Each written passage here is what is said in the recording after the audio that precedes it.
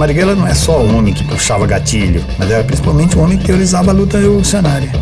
Somos 250 milhões de latino-americanos que aceitamos o desafio do subdesenvolvimento e nos propomos unidos a vencê-lo.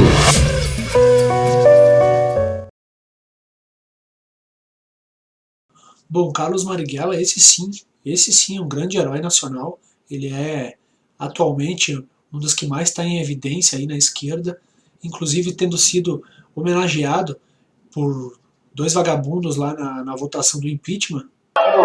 Em homenagem ao Capitão Lamarca, em homenagem a Marighella, a Zumbi, a Dandara. Eu voto por Marighella, eu voto por Zumbi dos Palmares, eu voto não! Então homenagear assassino, ladrão, terrorista e sequestrador não dá nada aqui no Brasil. Só dá se tu homenagear alguém que salvou o Brasil desses caras, que no caso o Bolsonaro foi processado por causa disso. Agora esses caras que estão ali homenageando esse vagabundo, que foi um ladrão, terrorista, assassino, não acontece nada com eles.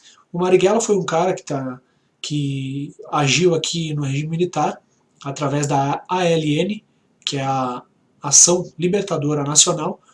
Foi um dos grupos aí que enfrentaram o regime e que queriam implementar aqui o comunismo, a ditadura do proletariado, através de guerras armadas, de guerrilhas, de sequestros, ataques à bomba e etc. E essa ALN tinha uma ligação muito forte com o Partido Comunista Brasileiro da época. Lá pelo ano de 1969 foi quando ele lançou o Manual do Guerrilheiro Urbano, um livro curto de mais ou menos 50 páginas, eu recomendo vocês lerem, eu vou deixar na descrição do vídeo. E nesse manual ele literalmente define como proposta de ação o uso de violência, de terror, de emboscadas, de execuções e sequestros. Então era esse o método que ele defendia.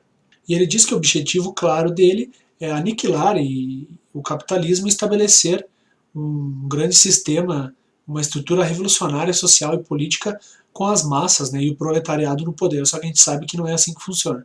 Quando esses caras entram no poder, eles aniquilam as massas e tornam aquelas massas escravos, e quem fica no poder sempre é o partido ou aquelas organizações que fomentaram aquela guerrilha. E eu trago aqui alguns pequenos trechos, para vocês verem o conteúdo que tem nesse livro do Manual do Guerrilheiro Urbano.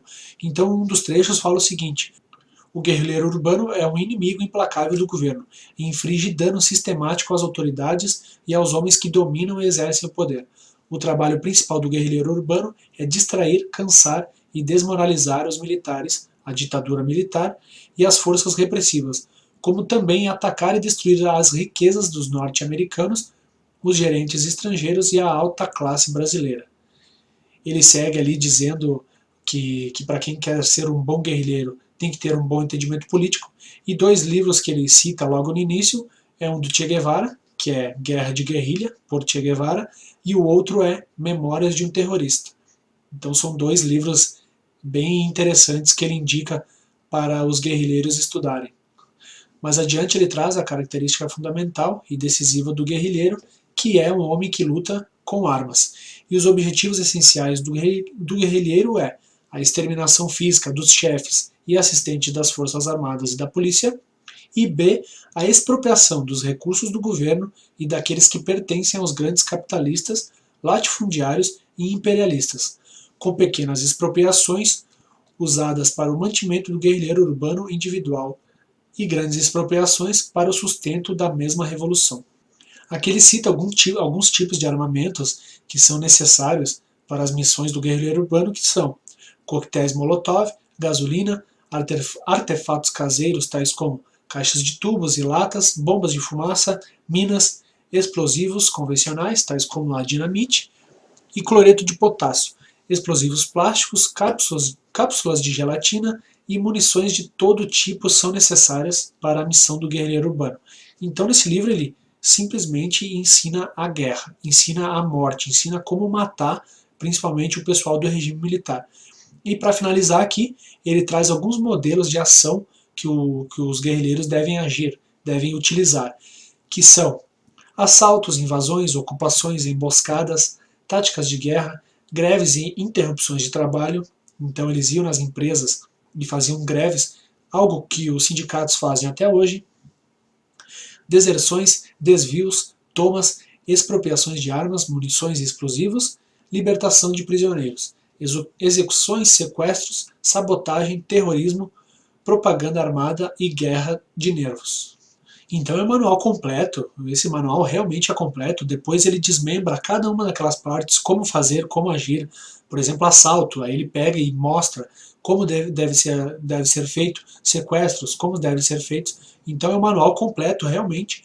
Quem tiver interesse, dá uma olhada na descrição do vídeo, vai estar ali. Recomendo vocês lerem. Eu já fiz um vídeo também sobre isso, que eu vou deixar na descrição. É muito importante vocês assistirem. Então é isso, o cara pregava a morte dos militares, a morte de policiais, a morte dos americanos que aqui estavam ou que não estavam. Enfim, eles faziam disso aqui um terror, né? E tem gente que até hoje ainda defende essa gente. Alguém acha, em sã consciência, que um grupo com esse nome estava preocupado com democracia em nosso país? Ou queria de fato impor aqui o marxismo através da luta armada?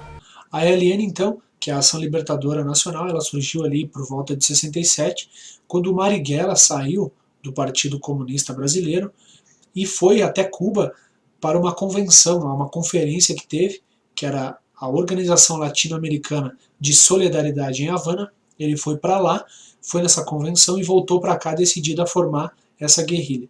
Uma posição divergente em relação à direção do Partido Comunista Brasileiro, porque sou partidário da luta de guerrilhas como caminho para a solução dos problemas do nosso povo. Creio que seria ridículo expulsar um revolucionário somente porque veio a Cuba trazer a solidariedade do povo brasileiro à Revolução Cubana e à primeira conferência de solidariedade latino-americana. Com certeza recebeu treinamento em Cuba e manteve relações diretas com Che Guevara e Fidel Castro. Um dado importante sobre essas guerrilhas, sobre a ALN e sobre a esquerda em geral até hoje, é que eles falam que foram mortos em torno de 424 desses militantes. Só que comprovados realmente são em torno de 293. E eles não falam que muitos que estão nessa própria lista que eles colocam foram mortos por eles mesmos. Durante brigas e etc., eles mesmos se matavam. Isso aconteceu bastante. E outro dado fundamental que eles não falam é que mais de 119 pessoas foram mortas por eles. Então, assassinatos, execuções e etc. Todos executados por eles e até hoje você não ouve falar nada sobre isso. Então eu poderia botar aqui, eu poderia falar aqui o nome de cada pessoa, mas vocês podem ver que a lista é muito grande. São 119 pessoas oficiais que foram mortas pela guerrilha e até hoje então não ouve falar nada. O que acontece é que esses guerrilheiros que foram mortos pelo regime militar deixaram para os seus familiares até hoje pensões e indenizações gigantescas, enquanto os familiares desses 119 mortos pelas guerrilhas não receberam nada, nenhuma indenização, nenhuma placa, nem nada pedindo desculpa ou homenageando essas pessoas. E nós já estamos quase no final, eu quero trazer duas curiosidades que vocês vão se surpreender ou não, que é o seguinte: a deputada federal Janete Capiberibe, que é do Partido Socialista Brasileiro, apresentou na Câmara dos Deputados o projeto de lei 4.453, que inscreve no livro de Heróis da Pátria o nome do militante político Carlos Marighella. E através dessa ação o Marighella é indicado como herói das conquistas democráticas e das liberdades do país. Outra curiosidade que eu quero trazer para vocês é que o Carlos Marighella teve como motorista o senador, que atualmente é senador, Aloysio Nunes. Eu já falei nisso num vídeo inteiro sobre isso, eu vou deixar na descrição, se eu conseguir eu vou deixar aqui pela tela também, para vocês assistirem, é um dado importante. Outra curiosidade é o fato de que o nome de uma escola foi alterada para o nome de Carlos Marighella. Em 2013, uma ação motivada pelos alunos e ex-alunos da escola, inclusive professores, motivou uma votação. E nessa votação, com 461 votos a favor, Marighella foi o nome escolhido por toda a comunidade. E a partir do resultado, o governo da Bahia autorizou a modificação do nome da escola por meio de publicação no Diário Oficial do Estado. E tem mais duas escolas que querem a mudança similar. Uma escola quer mudar o nome para Nelson Mandela, que é mais um comunista, um falso herói, e outro querem mudar o nome para Paulo Freire, que é o cara que acabou com a educação no país e deixou o país nas últimas posições da educação. É isso que nós vamos conseguir aqui no Brasil.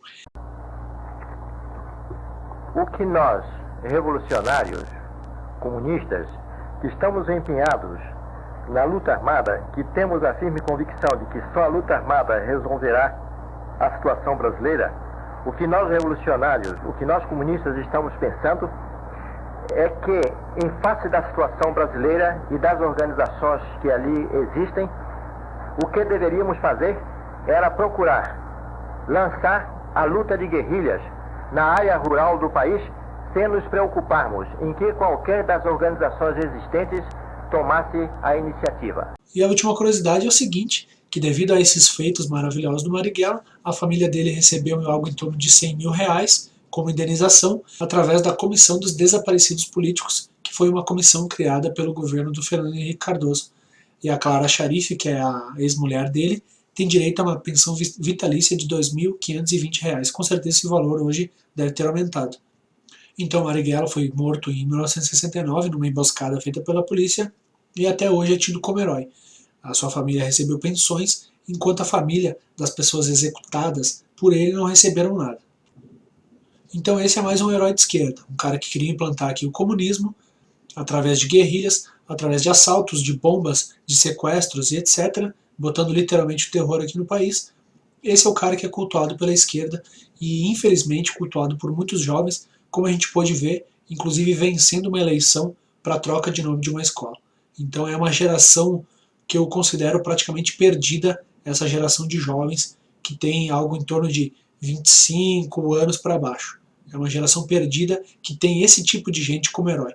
Um cara que queria implantar um comunismo aqui no Brasil, ele mesmo fala, como vocês viram, e é idolatrado até hoje. Então espero que tenham gostado de mais esse episódio. Comentem o que vocês acharam e até o próximo vídeo.